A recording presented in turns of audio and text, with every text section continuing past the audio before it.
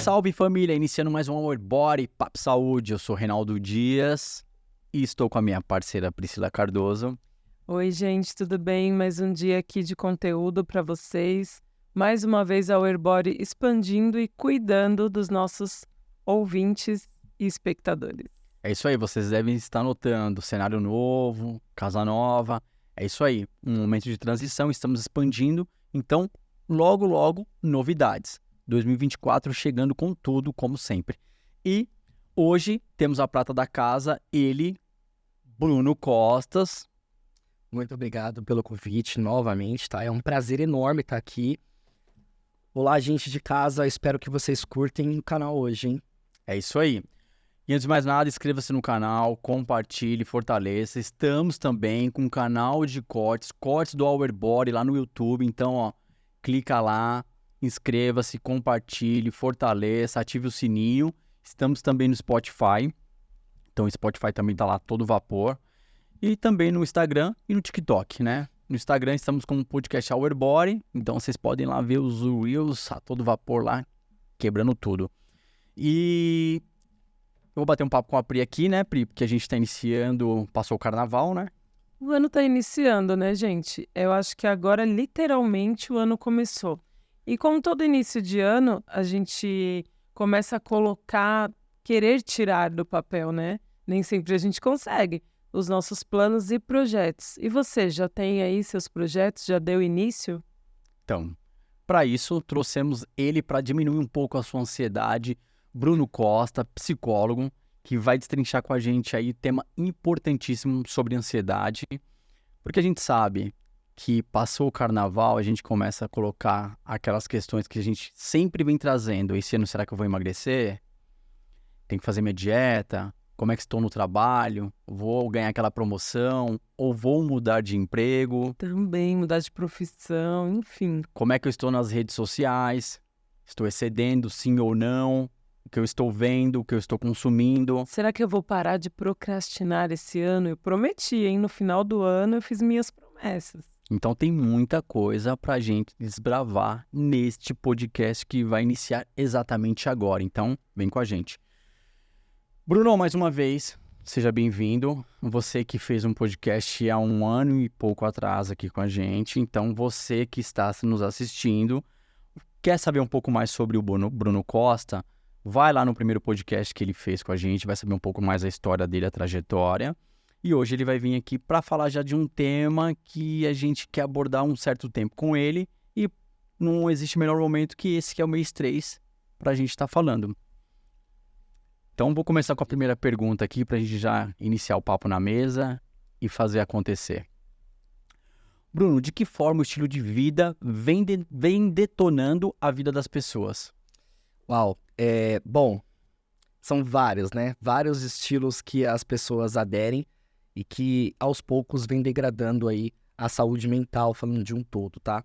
Uma delas é a desorganização, né? Uma pessoa que não tem planejamento do dia, ela acaba ficando à mercê de muitas variáveis, né? E isso causa uma certa ansiedade.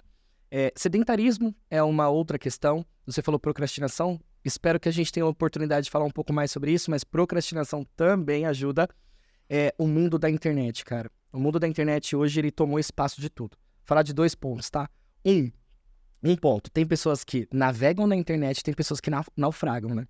O excesso de informação faz com que essas pessoas, elas tirem as próprias conclusões e se classifiquem como uma pessoa ansiosa, uma pessoa depressiva ou outro transtorno que ela considerar. Então, essas pessoas que naufragam estão com um estilo de vida terrível para elas se comportarem como uma pessoa ansiosa, tá? Um outro ponto é as redes sociais, né? Então, assim, eu vi uma entrevista de vocês a última vez e ele disse assim, pô, foi muito bacana também, tá? E ele disse assim que a gente vive numa era totalmente diferente, que você vai dormir, você posta um vídeo lá, você vai dormir, no dia seguinte você tem 1 milhão de views. Só que aí, quem puder também assista, que foi muito bacana, tá? Depois ele começa a se questionar, pô, mas o que essas pessoas veem em mim? Isso gera ansiedade. E agora pensando o contrário também. E quando você posta com aquela expectativa altíssima e não tem visualização nenhuma, né? Então a pessoa já tá ali criando expectativa e se frustrando dentro de uma rede social que deveria ser oportuna para todo mundo, né? É facilitadora para todo mundo. Acaba ficando dependente, então é perigoso também. E a questão da alimentação também pode afetar a ansiedade? Poxa, olha só, quem come McDonald's tá muito propício a desenvolver uma ansiedade. E dentro desse estilo de vida que vem detonando também as questões tecnologia, trabalho, Sim, a tecnologia, um ponto, na minha visão, tá? É que a tecnologia, a sensação que as pessoas têm na tecnologia é que tá tomando nossos empregos, né? E isso desperta ansiedade, porque o que é ansiedade? É o medo do futuro, medo de alguma coisa que está por vir.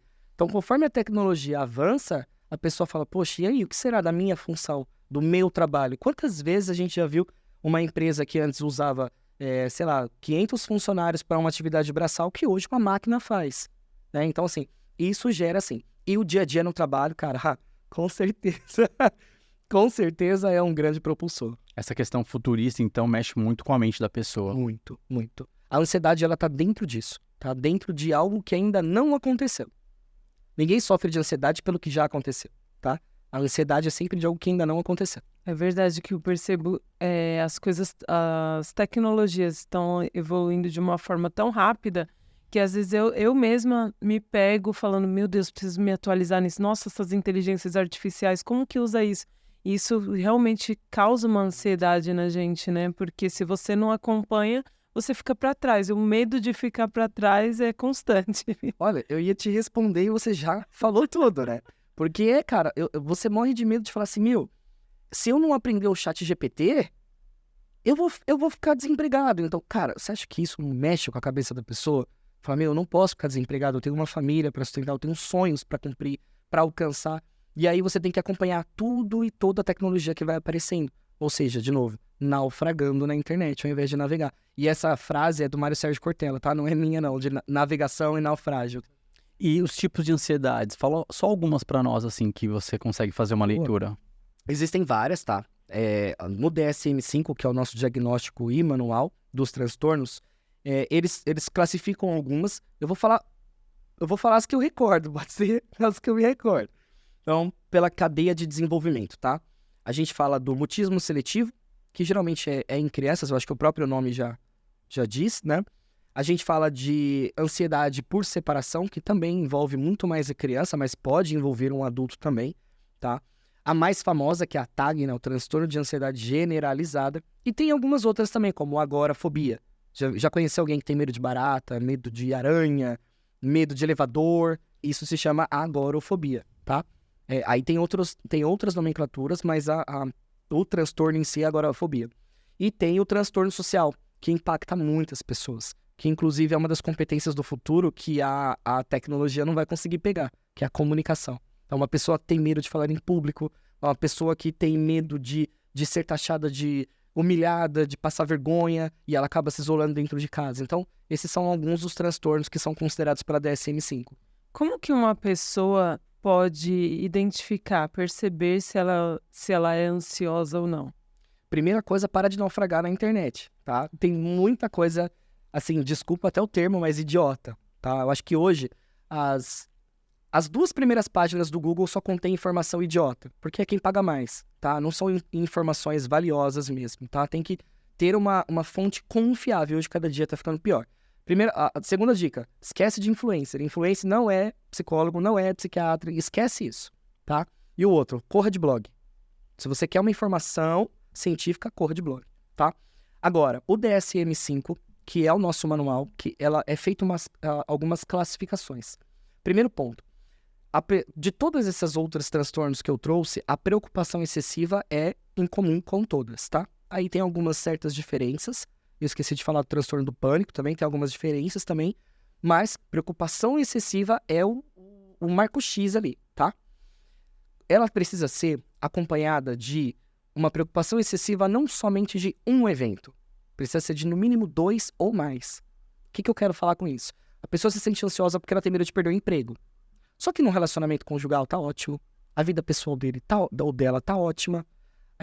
O rendimento acadêmico dele tá ótimo. Ele não é ansioso. Pelo menos na classificação do DSM, não. Não é. É transitório. É um momento que está acontecendo na vida dele e ele precisa cuidar, obviamente, mas não significa que ele é classificado como ansiedade. Beleza. 2 eventos ocasionam uma preocupação em excesso. Porém, há menos de 6 meses. No DSM, não é ansiedade. Precisa ser de, no mínimo, 6 meses para cima. E tem que vir acompanhado de outros 3 sintomas. Que aí a gente fala de perturbação do sono, irritabilidade, cansaço ou fraqueza, né? Para quem se exercita muito, então aquela fraqueza sem justificativa e aquela sensação de nervosismo ou uma tensão muscular. Então, se não tiver preocupação excessiva em mais de um episódio na sua vida, em menos de 6 meses, com nenhuma dessas 3 ou das 6 que eu falei, pelo menos 3, não é considerado uma ansiedade. Então, às vezes, a pessoa que está em casa agora, nesse momento, ela percebeu que ela está tendo umas perturbações de sono, ela percebeu que ela está mais irritada, ela pode estar passando por uma fase transitória, mas não ter, assim, o diagnóstico, ser uma pessoa ansiosa, um transtorno de ansiedade?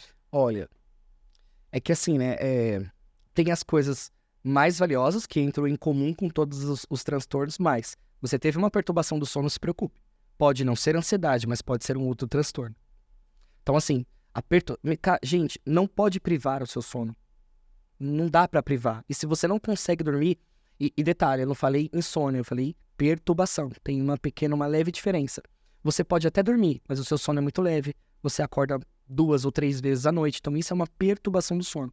Se isso tá acontecendo hoje, vá ao médico.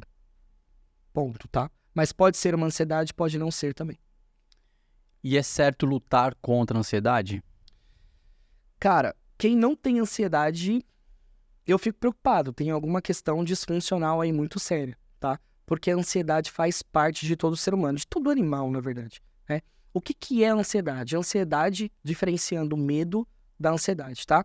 O medo é uma situação em que você é iminente, o perigo estar à sua frente, tá? A gente pode usar o exemplo do leão, mas a gente pode usar agora o que é mais corriqueiro na nossa vida, que é um assaltante.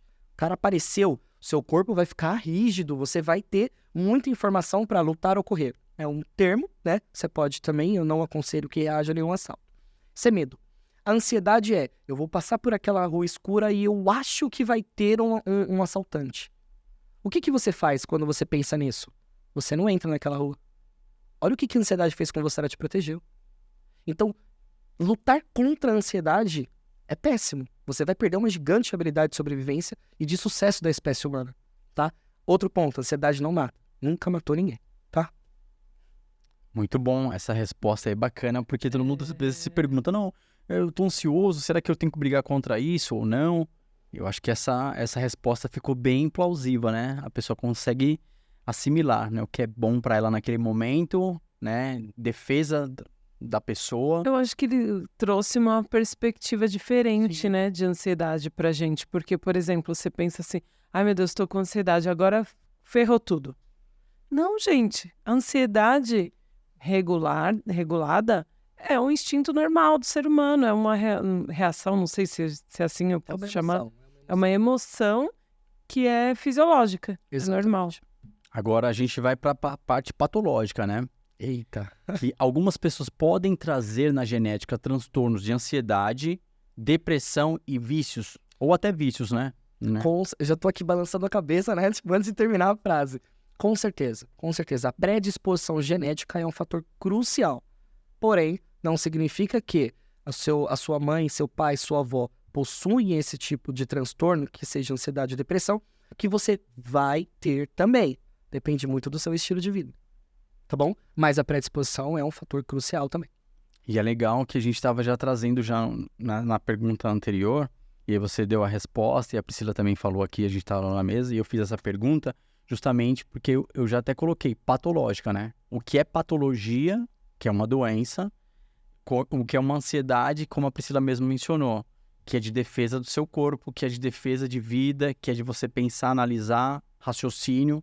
É isso, né? Tem que diferenciar uma da outra. Tem. A nossa Carol com K, né? A verdadeira vilã é a preocupação em excesso, e não necessariamente a ansiedade. A gente acusa a ansiedade, olha, você tá me fazendo mal, porque eu não consigo dormir.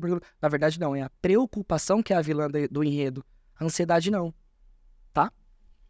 E, assim, falando de ansiedade, tem várias coisas, né? Você já explicou vários fatores pra gente que causam ansiedade. Mas a procrastinação, como que ela é um fator causal para a ansiedade? Como que a procrastinação faz essa ansiedade exacerbar? Legal, legal, bacana, porque a procrastinação, ela tá com uma evidência muito grande, né? As pessoas falam muito de procrastinação. Eu não sou um especialista em procrastinação, mas assim, pensemos o seguinte. Se uma pessoa tem uma expectativa, eu quero comprar uma casa, mas ele não consegue, não é que ele não quer, ele não consegue, sei lá, trabalhar, ter uma segunda renda, ele não consegue estudar, ele não consegue fazer nada, seja porque a rotina dele é muito maluca ou porque ele não consegue, porque ele não tem esse hábito. Lembra? Estilo de vida de um ansioso? Desorganizado? Tá? Então essa pessoa está muito propícia à frustração. Mas eu tenho um desejo muito forte. Então, o que é a ansiedade de novo? É algo no futuro. Pô, e se eu não tiver mais emprego daqui pra frente? Eu não tenho uma casa própria. E aí começa a surgir os pensamentos negativos, né? Pensamentos catastróficos, vamos colocar assim. Pensamentos catastróficos. Então, um procrastinador também sofre, porque ele não consegue fazer o que ele precisa fazer. Então, o sofrimento dele gera pensamentos negativos e catastróficos que levam ao medo de um futuro que ainda não chegou. Tá, eu achei legal o que você falou aí, Bruno. Muito bacana mesmo. Mas para vida no dia a dia, qual o exemplo que você daria assim para as pessoas, como se fosse um exercício para não procrastinar? Quais seriam algumas, não fala de regras, mas estratégias, pronto. A Bacana, pessoa bacana. acordou, eu acordei e não levantei. Você teria alguma estratégia? Tenho sim, bacana. Primeiro ponto, acordar, né? Tem pessoas que têm o hábito de colocar o telefone para despertar de 10 minutos, né? Eu também tinha muito isso. O que eu fiz? Tá? E dá muito certo comigo. Eu coloco meu celular na cozinha. Aquele barulho irritante de manhã me faz levantar, porque eu tenho que ir lá desligar. E aí, quando eu olho, poxa, às vezes eu também me sinto cansado, né? Eu sou psicólogo, mas eu não sou blindado, né? Às vezes eu também tô chateado, às vezes também as coisas acontecem. No meu recado, na minha etiqueta do meu despertador acorda que a vida não espera. Então, assim, eu tô me registrando nisso. Então eu falo, pô, eu quero levantar, hoje eu não quero trabalhar, hoje eu não quero nada. Eu vou ter que levantar pra desligar o celular e eu vou olhar e falar, cara, é isso, então vamos tomar banho. Entende? Não é que assim, agora eu enchi de energia. Não é, eu continuo ainda no meu ritmo normal. Mas pelo menos eu lembrei o que eu planejei pra minha vida. Todos os dias eu tenho que lembrar, porque não é fácil, tá? Então, essa é uma dica. Procrastinar, cara, eu acho que vale muito a pena você fazer uma tabela dos seus objetivos e das suas dificuldades. Quais são os seus obstáculos? Então, assim, ó, vou tentar desenhar, não sei se a câmera vai pegar. É um traço com todos os seus objetivos.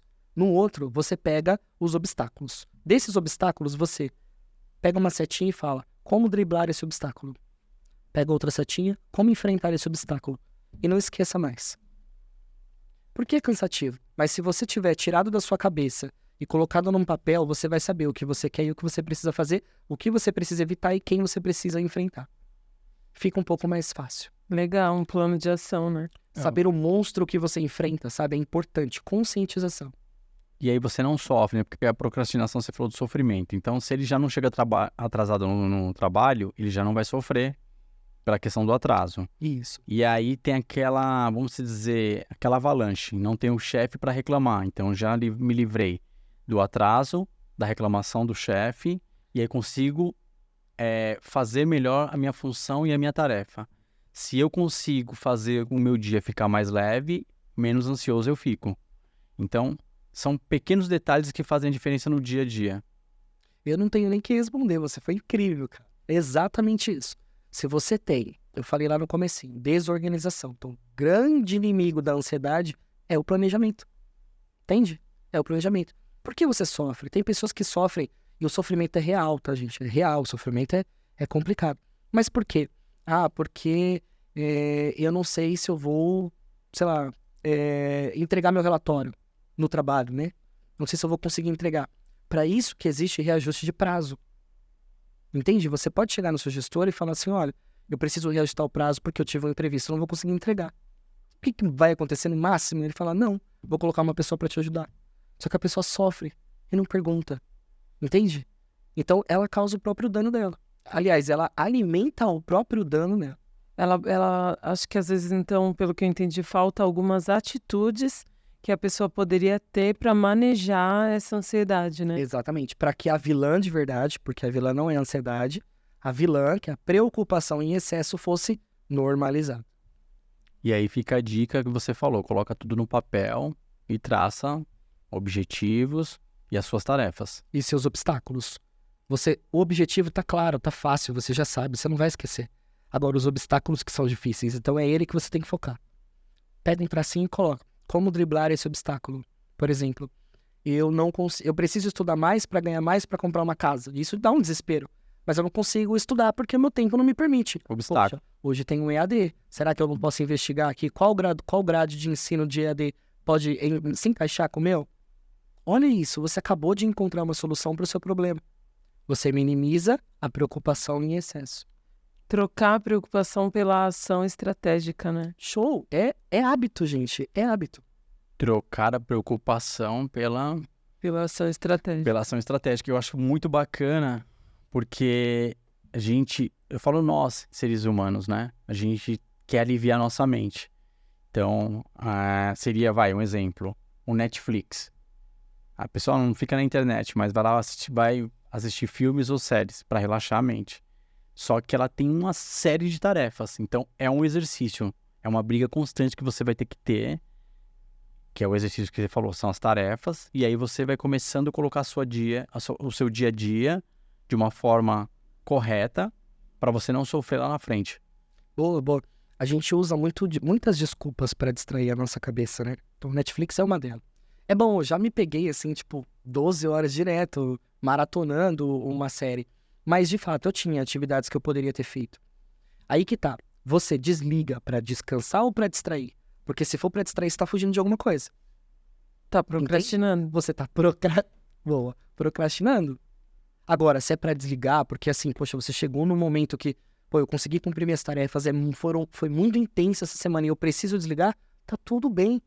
Assiste 24 horas, não tem problema, é o seu momento, é o seu lazer. Mas se for pra distrair, você tá fugindo de alguma coisa. Você colocou nada extremista, né? Tipo um exemplo, se você trabalhou em excesso, você tá com uma sobrecarga, é o momento de você relaxar. Sim. Que é o que a Pri havia comentado, que é a questão do burner, né? Que é o extremo, né? Burnout, boa. Burnout. Eu acho que é uma informação muito válida, tá? A síndrome de burnout, ela não é considerada um transtorno, tá? A Organização Mundial de Saúde considera que seja um fenômeno dado ao trabalho, tá? O que a gente entende como burnout? Ainda pesquisadores discutem muito porque os sintomas são muito parecidos com a depressão, entende? Mas qual que é o fator de desencadeamento disso? O estresse crônico vindo do trabalho. Entende? É fixo, é o trabalho. Não é o estresse no casamento, não é o estresse na vida acadêmica, não é o estresse com os filhos, é o estresse no trabalho, tá? Por quê? Na minha visão agora, eu vejo que as companhias, as organizações, primeiro eu vou falar bem, tá? Eu considero que seja um terceiro pilar da sociedade. Então, assim, os pais deveriam educar, não educaram. A escola deveria educar, né? Ensinar, não ensinou. Então, vem para dentro da organização aquele cidadão em formação e lá ele precisa seguir uma doutrina, um código de ética, uma conduta, regras. E se ele se adequar, que é o fit cultural, né? Que a gente chama muito, ele está inserido. E aí, representatividade social. Agora eu vou falar não. As empresas passaram a exigir não só o conhecimento técnico. Então, eu sou psicólogo, eu tenho um CRP ativo. Não é só o que eu aprendi a fazer. É também a minha capacidade de empatia, minha capacidade de relacionamentos, porque eu sou eu sou HRBP, HRBP. Então, o meu trabalho é relacionamentos, né? Então, olha só, são todos recursos meus, subjetivos, internos, que eu entrego para a empresa. Então, a susceptibilidade para ter um estresse crônico é muito maior. Fora a questão que você leva o trabalho hoje para casa, né? Nossa. Não tem essa tipo de eu trabalho só na empresa. Você tá com o celular. O celular é tudo. Vou até contar um segredo. Eu trabalhei em uma empresa em que eu usava o meu próprio celular para recrutamento e seleção. E assim, poxa, tem o WhatsApp particular e o WhatsApp o business, né? Cara, eu não conseguia não olhar. Era 10 horas da noite, eu tava respondendo o candidato. Poxa, momento de lazer dos meus filhos, né? Momento de lazer com a minha esposa e eu estava ali mexendo no celular. Eu saí dessa empresa, fui para outra por outras circunstâncias e hoje eu tenho um celular pessoal e eu tenho um celular da empresa. Sabe o que que eu faço? Tchau, gente, eu desligo. O mundo pode cair, eu não ligo mais. Isso é hábito saudável. Sabe por quê? O seu problema vai estar lá amanhã. Não adianta você levar para casa, ele vai estar lá amanhã. Agora, é diferente de um empreendedor que trabalha por conta, ele precisa ter esse hábito, essa regra. Por exemplo, eu vou trabalhar até 10 horas da noite. Beleza, no dia seguinte, não comece trabalhando 8 horas da manhã. Comece trabalhando 10 da manhã, para você compensar o que você fez. Isso é hábito. Então, assim, realmente, quem leva o trabalho para casa hoje está muito suscetível a desenvolver um burnout, uma ansiedade, uma depressão também. Você, como psicólogo, você deve analisar as vidas, né, das pessoas como um termômetro nessas questões. Porque a gente fala de emprego, relacionamento, cada pessoa tem um termômetro. Então, a pessoa, às vezes, ela tá com o relacionamento dela péssimo, vivendo um estágio assim horrível. Então, tá para explodir o termômetro. Só que ela tá muito mais focada na questão do trabalho. Então, para ela, algo que pode afetar, e o termômetro nem subiu muito no trabalho, mas pode transcender e transbordar ali, né? Então, cada pessoa tem vamos dizer, um gatilho. Um exemplo. O cara, no relacionamento, ele consegue levar um relacionamento punk, mas ele consegue ali se dar bem. O financeiro, o cara não consegue no financeiro, o financeiro mexe com o psicológico dele. O outro na questão religiosa mexe. Cada pessoa tem esse gatilho. Sim. Não dá pra conseguir se dar bem tudo, assim, né? Mas pegando o termômetro, vamos colocar ele de lado. Se o seu relacionamento tá horrível, seu trabalho tá bom, você vai fazer assim, ó. A atenção do seu relacionamento vai pro seu trabalho. Não tem como, não dá pra dividir, nós não somos um só, tá? Então, assim, tá ruim? Tenta entender o porquê. Não deu? Vou contar um segredo pra vocês. Separa. Dói pra caramba, né?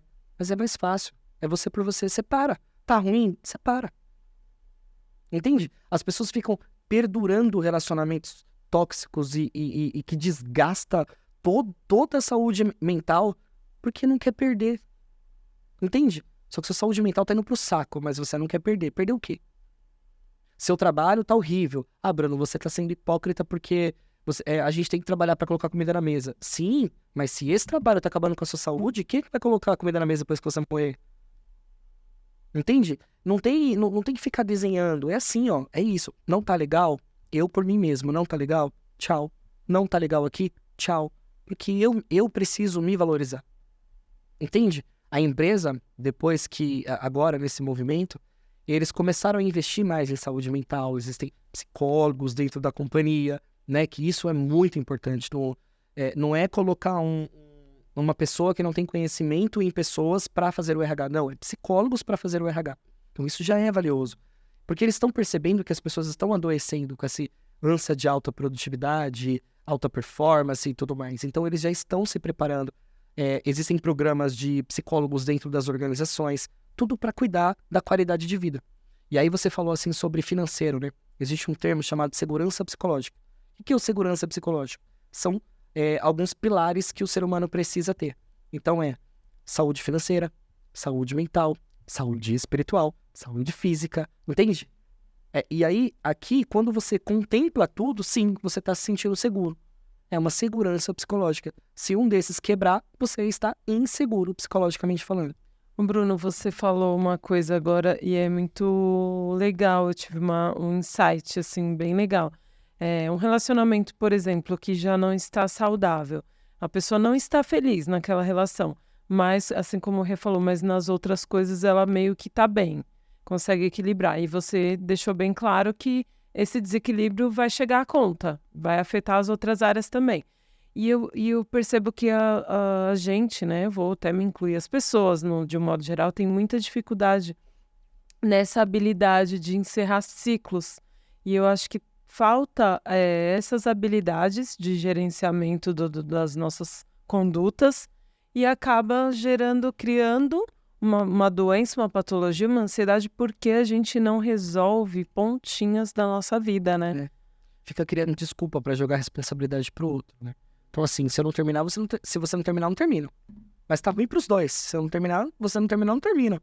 E aí ela quer tratar a ansiedade. Mas como se ela tá gerando, né? A ansiedade é seu casamento. Só pra resumir aqui, eu tô bem no meu relacionamento. Calma lá. É porque eu quero colocar os exemplos, porque conforme você mesmo deu aí, tem que estar equilíbrio. A vida tem que estar em equilíbrio, né? Pra uma coisa não desequilibrar a outra.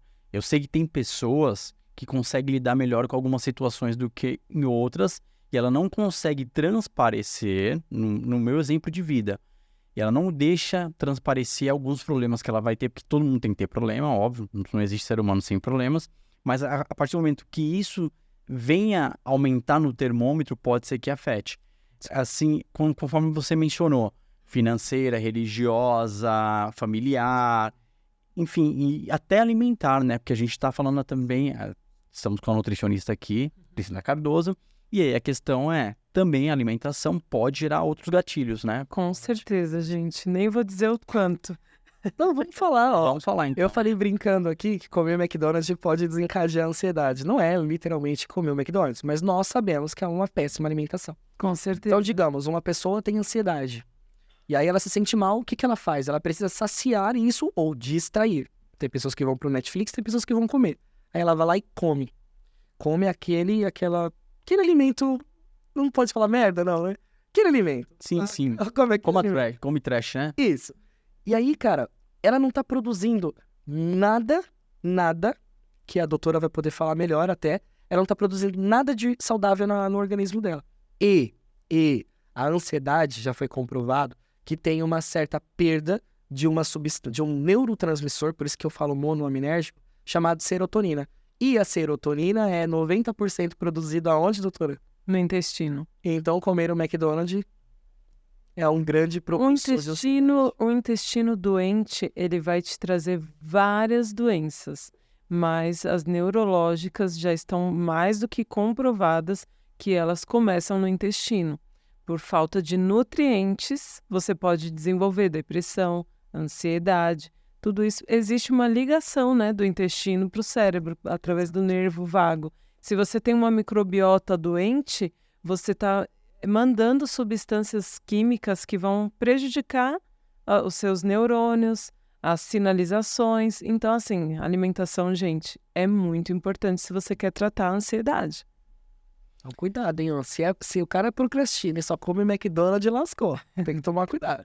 É que a gente falou assim do Netflix, mas tem alimentação, tem vícios que a gente comentou lá no início. O vício é um, né? O álcool, as drogas, as medicações, porque aí você entra num termo que não é o seu território, vamos dizer, mas que você deve pegar vários pacientes que fazem uso aí de medicamentos que liberam, vamos dizer, concentração, foco, prazer, e a pessoa tá tomando aí sem prescrição médica. É isso? E é pior ainda, né? Porque sem prescrição médica. E tem pessoas que usam com prescrição e tem pessoas que conseguem dar um jeito e vai de qualquer jeito.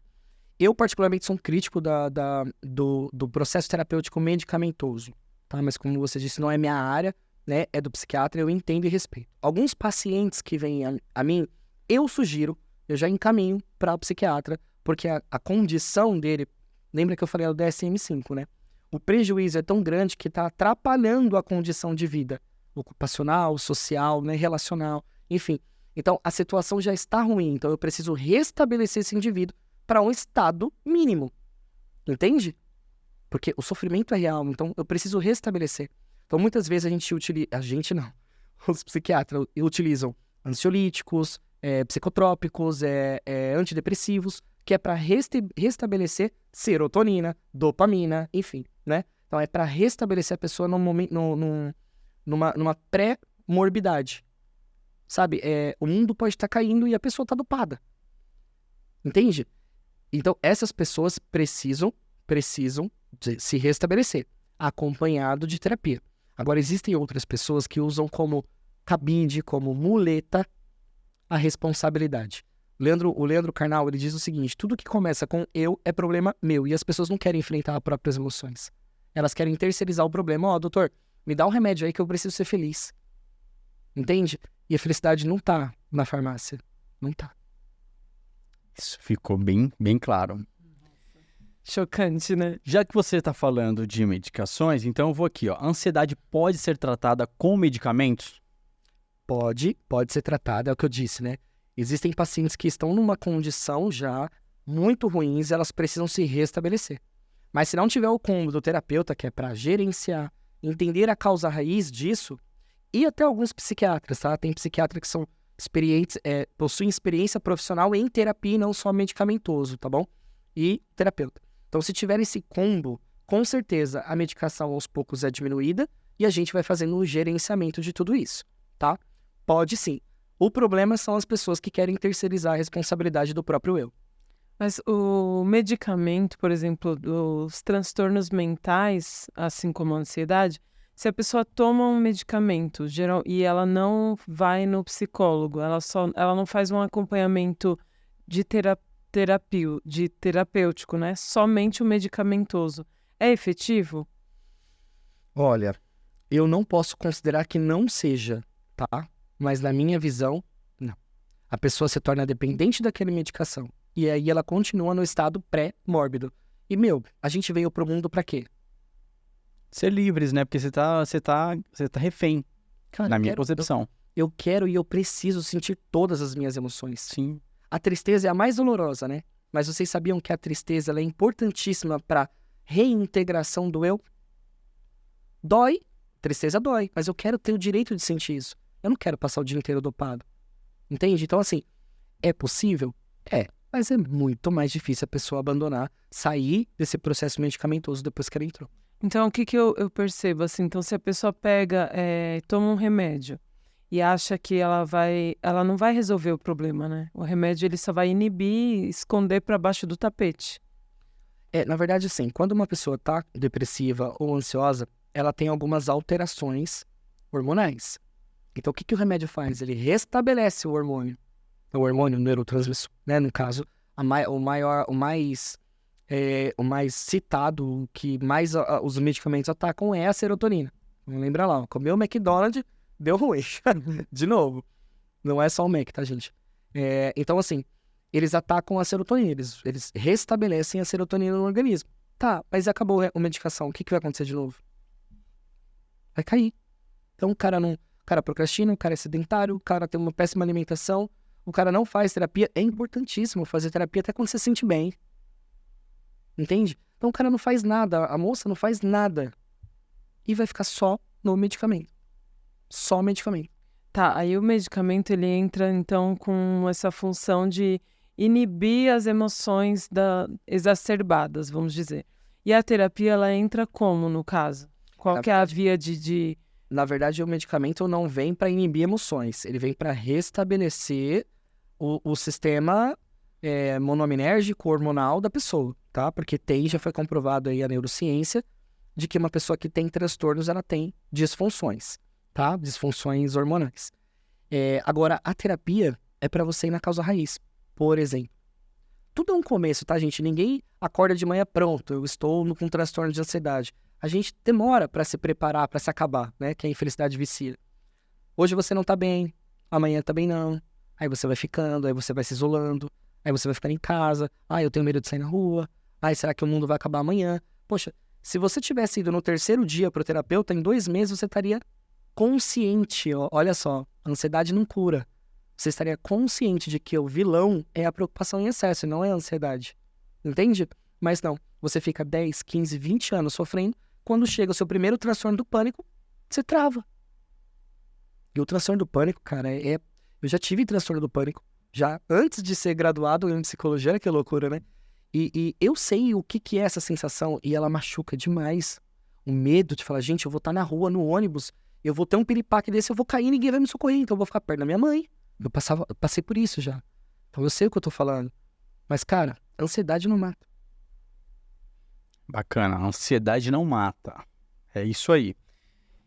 Você falou um negócio bacana também, só pra eu dar uma reforçada no meu exemplo de vida. Quando eu fiz terapia uns 8 anos atrás, eu passei por um momento difícil, né? De transição aí. Quase 8 pra mais. E aí foi um ano que o mais difícil em toda a minha época, né? Não tive, graças a Deus, nenhuma perda. Mas era um ano de transição que eu tava mudando, né? Fazendo uma mudança na minha vida. E aí eu tava fazendo terapia, eu falei pra minha psicóloga, esse foi o ano mais difícil. esse ano não foi muito bom, esse ano... Ela falou, não, esse foi o melhor ano para você. Esse foi um ano maravilhoso, porque o ano que você passa com dificuldade, de superação, se blindando, é o ano que você aprende.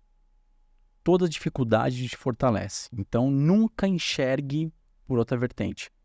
É o que você mencionou agora. Hein? Ela te resgatou ali, ó.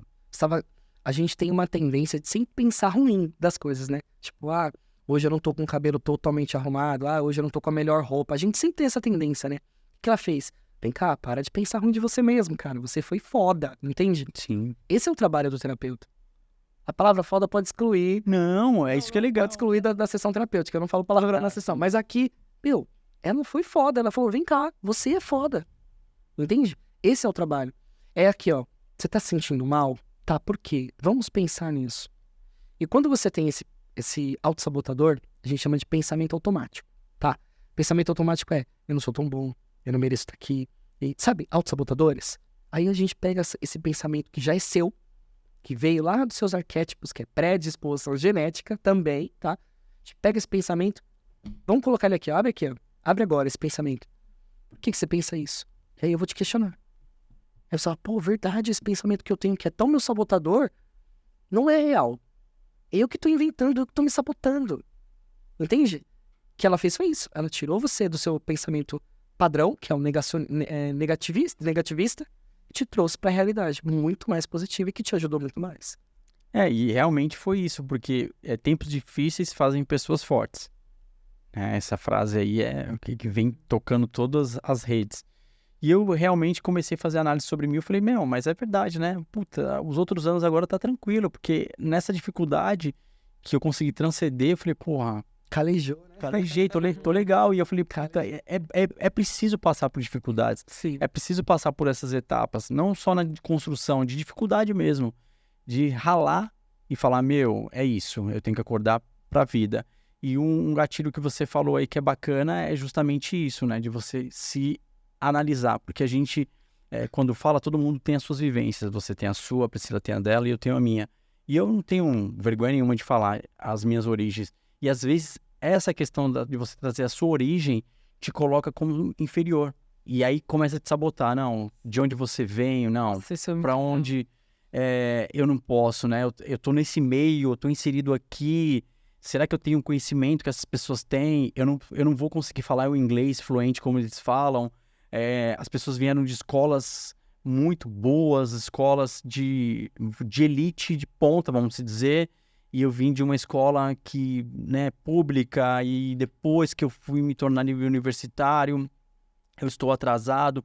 Será que o meu cérebro, o meu cognitivo, o meu intelectual vai conseguir aflorar, vai conseguir acompanhar? A gente se cobra muito disso, se maltrata, começa a analisar, será que eu tenho condições? Pensa comigo, cara. Tudo se auto-sabota. Agora você tá me trazendo uma concepção num bate-papo. Mas em alguém aí, ó, que tá assistindo, deve estar pensando a mesma coisa. Você acha que essa pessoa tá mais distante ou mais próxima de desenvolver uma ansiedade em excesso? De tanto sabotador que ela teve. Nossa. Entende? Aí ela vai falar, não, vou tomar remédio. Sabe o que vai acontecer? Você não vai pensar. Obviamente, você não vai pensar, mas também não vai viver. Então, é isso. Por exemplo, a terapia, então, ela vai te ajudar a gerenciar, né? As suas emoções, seus sentimentos. Já o medicamento, ele não te dá essa autonomia, né? Exatamente. Eu atendo um paciente, ele veio pra mim com uma fortíssima crise de ansiedade. Eu tenho uma leve tendência a aceitar pessoas que tiveram, porque eu já tive e eu sei que é muito doloroso, cara, muito. Aquela sensação de morrer é horrível, horrível, horrível. Mas, ansiedade não mata. Obviamente, se você tiver algum problema de coração, isso pode desencadear alguma coisa. Porque ansiedade não mata. Não, tá? E ele veio pra mim com uma forte crise de ansiedade. Eu vou preservar aqui, tá? Não vou citar nomes nem nada. Ele veio com uma forte crise de ansiedade todas as vezes que ele estava fazendo a investigação de um possível câncer. Vai fazer 6 meses que eu tô com ele agora, tá? Ou seja, o resultado não saiu. O que eu quero dizer com isso? A psicologia não cura assim. Só porque eu tô fazendo terapia, agora minha vida tá ótima. Não. Pode ser que ele tenha mesmo o câncer. Mas uma coisa que eu tô trabalhando nele é, se você tiver, a gente tá junto. Mas ele não tem mais crise depois que ele sai do consultório. Porque eu gerenciei o pensamento automático dele. Toda vez que ele saía do consultório com um laudo inconclusível desse possível câncer, que a gente não sabe se tem, ele ficava desesperado, eu vou morrer. E minha filha, com quem vai ficar? Porque ela tem uma filha pequenininha. Então. Minha filha, com quem vai ficar? O que eu vou fazer? Como é que eu vou deixar meus familiares?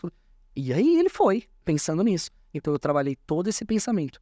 Bruno, quer dizer então agora que ele não tem câncer? Não sei. Isso é uma questão de médico e ele ainda está fazendo os seus exames. O que eu sei é que ele relata pra mim. Bruno, eu me sinto muito bem. Apesar de morrer de medo, eu não piro mais. Eu trago aquela frase do Mano Brown. Se você nasceu lá no extremo, na periferia, tá 1000 vezes pior. 10.000 vezes pior. Então você tem que ser forte. Você não pode fraquejar. Então a terapia foi muito bom pra mim nesses quesitos, entendeu? Eu me reconheci como ser humano e eu comecei a analisar. Eu falei, não, mas eu tenho uma força imensurável, até pela questão cultural na qual eu saí do moinho de cana, vamos dizer. Eu não me deixei levar, não me deixei... Não que eu respeito todas as fases, mas eu consegui sair, né, desse moinho de cana, consegui transcender, e agora que eu estou, né, na fase de anos de estar na sociedade, trabalhando honestamente, vingando, vamos dizer, buscando o meu espaço, por que eu vou me deixar sabotar? Pelo contrário, se você veio, você é 10.000 vezes melhor. Eu acho que isso que o Rê tá falando é muito de se autoconhecer, né, Rê? Eu acho que nesse momento foi o momento que você olhou para dentro de você e se conheceu. Olha quem eu sou, olha as armas que eu tenho. E aí isso é muito positivo, porque às vezes a gente só sofre e a gente esquece de olhar também as nossas qualidades, as nossas cartas na manga, e a gente foca às vezes muito no que a gente tem de fraqueza e dificuldade, né? Então foi muito positivo mesmo e te sustenta aonde você tá hoje, tudo que você tá fazendo. Sabe o que é legal? E que o psicólogo vai trazer isso pra você com muita normalidade. Mas escutar isso das pessoas é estranho, tá? Vai ter dias que você vai estar um bosta. E tá tudo bem. E tá tudo bem. Sabe por quê? Porque, cara, você tem que respeitar a dualidade do ser humano. Não é feliz 100%. Cara, felicidade... Ninguém gostaria de ser feliz 100%. Sabe por quê? Porque a gente vive numa ânsia, que é o querer. Versus o tédio de conquistar. Imagina você vivendo tédio a vida toda. Felicidade 100%. Qual é o parâmetro que você teria pra querer alguma coisa a mais? E isso que eu tô falando é de um filósofo alemão, lá do século XVI, XVII, que ele fala, né? É o Schopenhauer, que ele fala que a vida é a vida é uma grande oscilação entre a ânsia de querer e o tédio de conseguir, entendeu? E o que ele diz com isso? A gente sofre porque quer alguma coisa e a gente sofre porque a gente tem essa coisa, porque depois não faz mais sentido. E uma coisa também que pode gerar ansiedade do inesperado, vamos dizer. A pessoa que já nasce numa família totalmente elitizada, que dá de tudo, te proporciona tudo, que você pode acordar e falar, deixa eu tomar café em Paris, pega o jatinho e vai para Paris. Ela tem tudo aos pés dela. Roupas, alimentos, viagens, tudo. Pode gerar uma ansiedade no inesperado, né? Ela não tá imune à ansiedade porque ela teve mais condições que outras pessoas. Obviamente, ela não é mais frágil ou vulnerável porque outras pessoas vieram de condições piores e enfrentaram situações adversas. Tá? Então, assim, uma coisa não justifica a outra. Mas, vou continuar na teoria do Schopenhauer, tá? A ânsia de querer, poxa, ela já tem tudo. O que mais ela quer? Isso traz vazio? Poxa, o que mais eu preciso? Porque o combustível do ser humano é a ânsia, é o desejo, é o querer alguma coisa. Eu quero. Por que você levanta da cama todos os dias? O que te faz levantar da cama todos os dias? O porquê você bebeu essa água que você bebeu hoje e o porquê que você não bebeu a outra água que você não bebeu? Ah, Bruno, isso é muito filosófico. Tá, mas isso justifica quem você é. Sim. Entende? E uma pessoa, não vou julgar, obviamente, mas uma pessoa que tem uma característica de ter tudo, ela tem o quê pra conquistar? O Whindersson Nunes falou, cara, quando eu cheguei com 20 anos e eu falei, cara, eu tenho tudo, ele entrou em depressão, porque não tinha mais o que fazer. Ele diz isso, não sou eu, tá? Pô, o cara tem tudo. Eu gostaria de ter metade do que ele tem, mas eu tenho saúde, ele tá restabelecendo a dele, eu acredito que ele tenha conseguido. Mas assim, eu não cheguei a desenvolver uma depressão e eu não tenho tudo. Entende? Então isso é muito relativo. É questão de analisar, né? E vamos seguir aqui. O excesso de trabalho é de fato um causador de ansiedade? Sim e não. Nossa, é sempre assim, né? Eu sou muito em cima do muro. Uma pessoa que não tem planejamento, tá? Uma pessoa que vive demais para o trabalho, só pensa no trabalho, vai para casa pensando como é que eu vou fazer amanhã e tal. Uma pessoa que não desliga o celular depois do trabalho é uma pessoa que tende a desenvolver uma ansiedade, tá? Não é necessariamente uma coisa leva a outra, tá? Mas é isso. E qual a dica que você daria para as pessoas que estão te assistindo sobre questões, vamos falar de questões, porque são várias variáveis na ansiedade? Bom, eu acho que eu falei meio quebrado, mas agora eu vou completar tudo, tá? Tá. A grande inimiga da ansiedade, não é da ansiedade, a grande inimiga da preocupação em excesso é o planejamento, tá? É o grande vilão, é o grande inimigo, é ele. Então, uma pessoa precisa ser organizada, ela precisa se planejar. Bruno, eu a vida inteira nunca fui organizado. Tudo bem, começa agora, é hábito. Entende? Olha, eu vou colocar meu celular lá na cozinha, eu vou levantar de manhã, entende? Eu tenho algumas regras para cumprir para mudar o meu comportamento. Que tudo é um padrão de comportamento, tá? Outro ponto, exercício físico, cara. Exercício físico é fantástico. Não é para você eliminar a ansiedade ou a preocupação em excesso, mas você vai ter com o que extravasar. Isso é uma ferramenta, um mecanismo que você tem para extravasar essa preocupação em excesso. Uma boa alimentação também é importantíssimo. Bruno, e quando você fala de extravasar as emoções, tem pessoas que elas extravasam de inúmeras maneiras, né? E aí eu queria que você trouxesse assim para o pessoal de casa uma forma dessa pessoa focar no momento presente e prestar atenção na vida dela no agora e conseguir dominar um pouco esses instintos. Autonomia das emoções. De raiva, explosão de... Isso, a pessoa tá, por exemplo, uma pessoa que está numa crise de ansiedade, ela não acordou bem, ela tá com as emoções em frangalhos hoje, e assim, com esse excesso de preocupação super exacerbado. O que você traria para essa pessoa fazer alguma técnica, alguma estratégia que ela conseguisse aliviar isso? Eu vou pedir pra galerinha que tá assistindo pegar todos os cadernos antigos que tem em casa, porque eu gosto de papel. Cara, você acordou de manhã com o pensamento automático. Eu não tô legal, não tô bem, isso vai acontecer. Coloca no papel. Cara, coloca no papel. Tira daqui, coloca no papel. Isso é prático, isso é simbólico, tá? Psicologia é simbólico.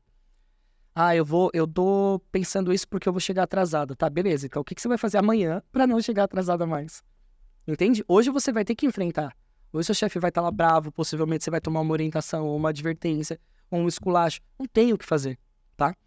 Eu preciso estudar no sábado. Tá bom, então você planeja. O que você tem? O que você marcou no sábado? Vai ter festa com as amigas. Não vai. Por que você tá sofrendo por uma coisa que você sabe que você quer resolver? Não é preto no branco, não é tão fácil, mas poxa, eu tô com medo de desmarcar com as minhas amigas. Pô, estabeleça prioridades. Entende? Aliás, prioridade, que só existe uma, não existe duas. Tá bom? Isso é importante. Fazer várias coisas ao mesmo tempo não dá, só existe uma. Depois tem outra. Beleza? Então é isso, gente. Eu vejo muito que essas são as premissas para que você consiga controlar isso, tá? Outra coisa, se respeite. Tem dias que você não tá bem e tá tudo bem. Sabe, é você ir trabalhar com os seus 10% e tá bom. Você tem 100 na semana, não é? Faça nos seus 10%. Um dia, 2 dias, você não tá legal, se respeita. Hoje eu quero, sei lá, eu sei que não, eu falei de alimentação, mas hoje eu quero me afundar num pote de sorvete. É um dia, 2 dias ou é um hábito? Se for um dia, 2 dias, tá tudo bem. Para de se cobrar todo o tempo, entende? Então isso ajuda muito no controle da ansiedade. E claro, procurar um terapeuta, porque esses pensamentos podem te sabotar e podem generalizar para todo o seu âmbito social e familiar. E quando estiver na crise, a dica seria... Boa, eu esqueci de falar da crise, né? É o seguinte, tem uma técnica que é muito de fisioterapeuta, tá? Que é a técnica da respiração. Mas eu vi isso na Netflix e uma série, e eu gostei muito e eu faço isso nas minhas palestras, né? A última palestra que eu fui em Santa Catarina, foi para uma grande montadora alemã, que eu não vou falar o nome para não fazer merchan, que a galera adorou, tá? E é muito simples, gente, muito simples. Olha só, vocês vão fazer comigo? Juro. Fazemos. Vamos lá, então. Ó, vocês vão inspirar uma flor, ó. e assoprar a vela. Inspire a flor e assopra a vela. Gente, obviamente que em 2 respiradas dessa não vai mudar nada quando você estiver em crise, tá? O seu cérebro tá liberando o cortisol, tá te preparando para lutar ou fugir. Para o seu cérebro, existe um perigo, tem um assaltante na sua frente, ele não vai parar. Por que ele acelera o batimento? Porque ele tá mandando sangue para suas partes periféricas do corpo.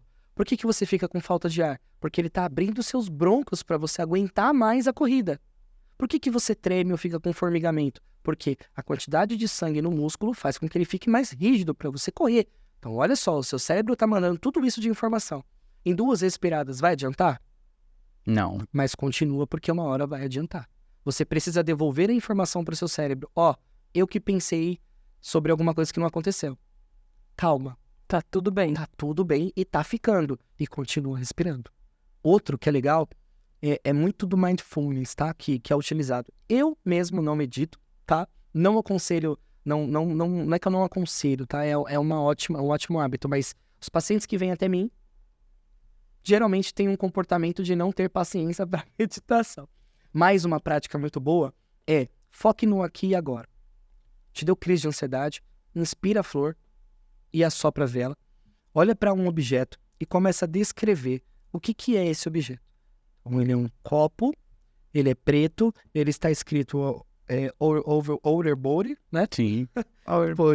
Podcast, tem um ano, ele serve para ter água, ele também serve para refrigerante. Pode parecer bobo, mas é o foco no aqui e agora. O que é ansiedade, gente? É o medo de algo que não aconteceu lá na frente, não é? Se você focar no aqui e agora, o seu cérebro vai entender que o perigo já foi. Entende? A gente tem que enganar o cérebro. Nossa, legal. Tem que manejar com ele, né? Tem que Negociar. barganhar o negócio. Não, e o legal dessa dica que você deu, esse exercício, vamos dizer, é que você falou, você faz a respiração, não é somente uma nem 2. E as pessoas às vezes estabelecem um período, um tempo de 3 a 5 minutos. Não, é individual de cada um. Eu vou separar. É isso aí. Tem pessoas que deitam no chão e espera passar. Porque assim, já veio. Seu cérebro entendeu que tem um perigo. Ele não vai assim, não tem. Acabou, voltou tudo de novo. Entendeu? Ele vai ficar mandando informação até você fazer com que ele entenda de que não tem perigo nenhum. Lembra, tudo que começa com eu é problema seu, né? É você que tem que devolver a informação. Olha, eu pensei e meu cérebro me ajudou. Agora eu tenho que mandar a informação pra ele parar de ficar mandando informação de perigo pra mim. Entende? Muito Perfeito. Isso aí. Bruno, deixa seu Instagram pra galera. O pessoal de casa aí tá te seguindo, vê se acompanha seu trabalho. Fica à vontade. Ótimo, maravilha. Eu tô tanto no LinkedIn, como estou também no Instagram, tô no TikTok, no Quai, enfim, eu tô em todas as redes sociais aí também, tá? @explica_ai_bcosta. Se você jogar lá no Google, @explica_ai_bcosta, vocês vão achar, tá bom? Mas para ser mais específico, é esse detalhe. Para quem quiser fazer alguma contratação aí para treinamento, desenvolvimento, seja de liderança ou de equipe também, pode me procurar lá no Instagram que a gente conversa e eu consigo fazer um trabalho de planejamento tático em cima do seu objetivo anual, tá bom? E também para questões de terapia, tá bom? Fiquem à vontade, me procurem pelo Instagram também. O Instagram tá como lá? @explica_ai_bcosta. Explica aí, Becosta. Explica aí, Becosta. É isso aí. Galera, fico muito feliz pela participação de todos vocês. Acho que deu para explicar resumidamente, porque tem muita coisa ainda. Podcast, acho que para um dia, se for falar de ansiedade na íntegra, né? Mas eu fico muito feliz pela sua participação, Bruno, mais uma vez. Na terceira você já pode pedir música, a gente coloca uma musiquinha aqui, tá tudo certo. Galera, é isso aí. Galera de casa, mais uma vez, estamos na plataforma do Spotify, canal de cortes do Our Body, também no YouTube, para você que não consegue assistir tudo lá na íntegra, vai ter os cortes. Estamos também no TikTok e também no Instagram, podcast Our Body lá no Instagram. Não é não, Pri? É isso aí, gente. Todas as redes vocês sigam e ativem as notificações. É isso aí. Então, mais uma vez, muito obrigado. Our Body, Papo Saúde a todo vapor. Tamo junto. Valeu, galera. É isso aí.